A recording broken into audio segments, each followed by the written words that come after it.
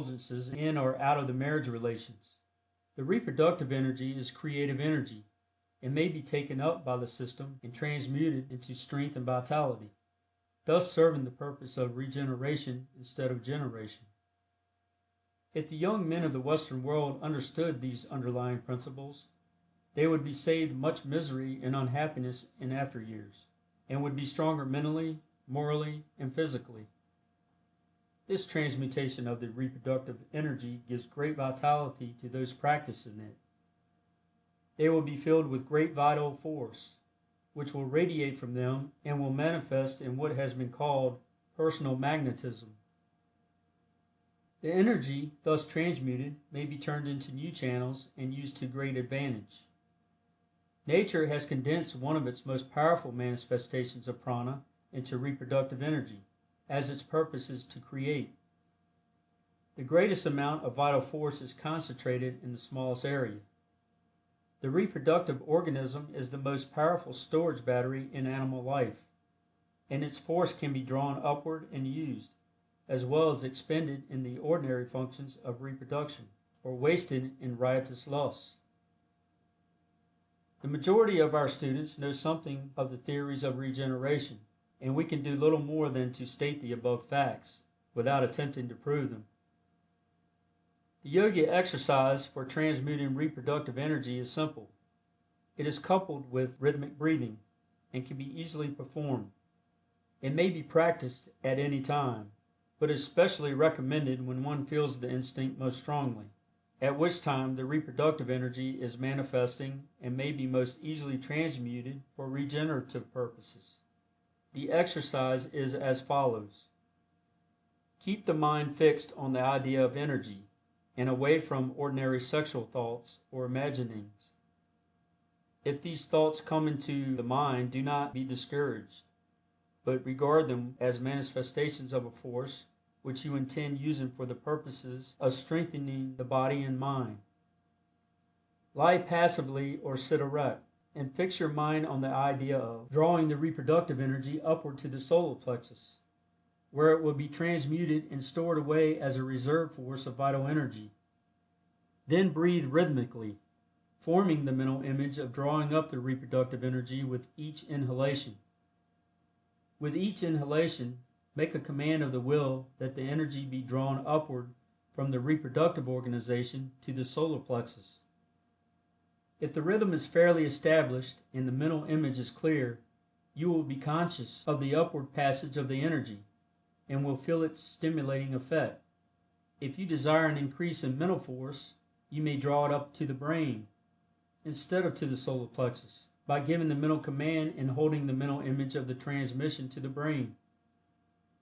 The man or woman doing mental creative work or bodily creative work will be able to use this creative energy in their work by following the above exercise, drawing up the energy with the inhalation and sending it forth with the exhalation.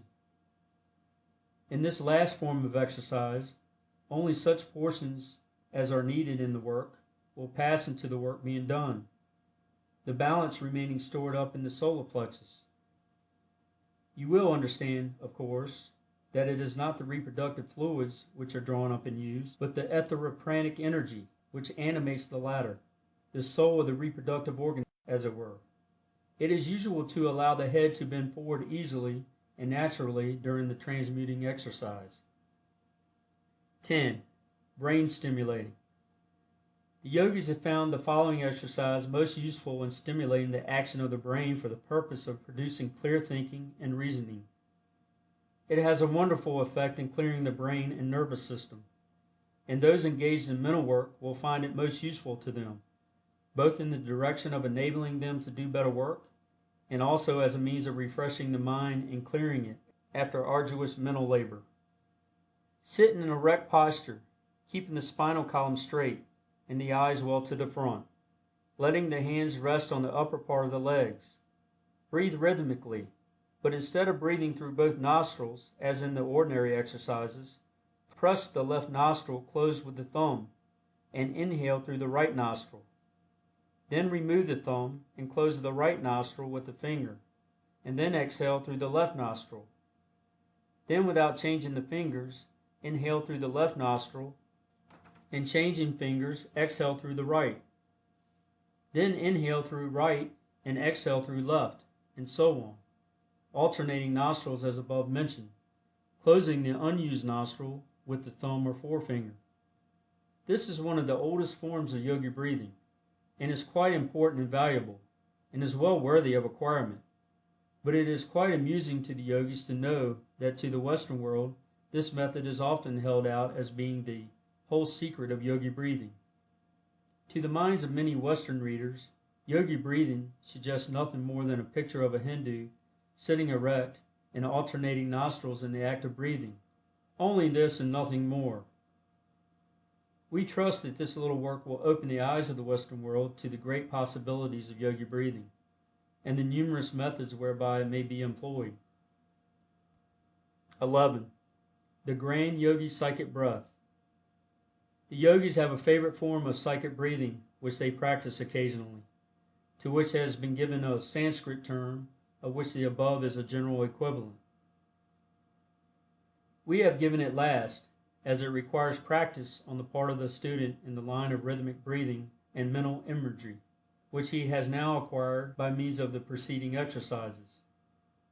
The general principles of the grand breath may be summed up in the old Hindu saying, "Blessed is the yogi who can breathe through his bones."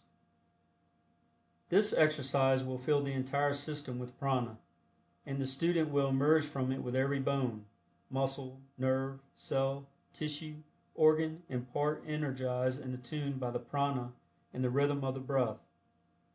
It is a general house cleaning of the system, and he who practices it carefully will feel as if he had been given a new body, freshly created, from the crown of his head to the tips of his toes. We will let the exercise speak for itself. 1. Lie in a relaxed position, at perfect ease. 2. Breathe rhythmically until the rhythm is perfectly established. 3. Then, inhaling and exhaling, form the mental image of the breath being drawn up through the bones of the legs, and then forced out through them, then through the bones of the arms, then through the top of the skull, then through the stomach, then through the reproductive region, then as if it were traveling upward and downward along the spinal column, and then as if the breath were being inhaled and exhaled through every pore of the skin, the whole body being filled with prana and life. 4. Then, breathing rhythmically, send the current of prana to the 7 vital centers, in turn as follows, using the mental picture as in previous exercises. A. To the forehead, B. To the back of the head, C. To the base of the brain, D. To the solar plexus, E. To the sacral region, lower part of the spine, F. To the region of the navel, G. To the reproductive region. Finish by sweeping the current of prana to and fro from head to feet several times. 5. Finish with cleansing breath.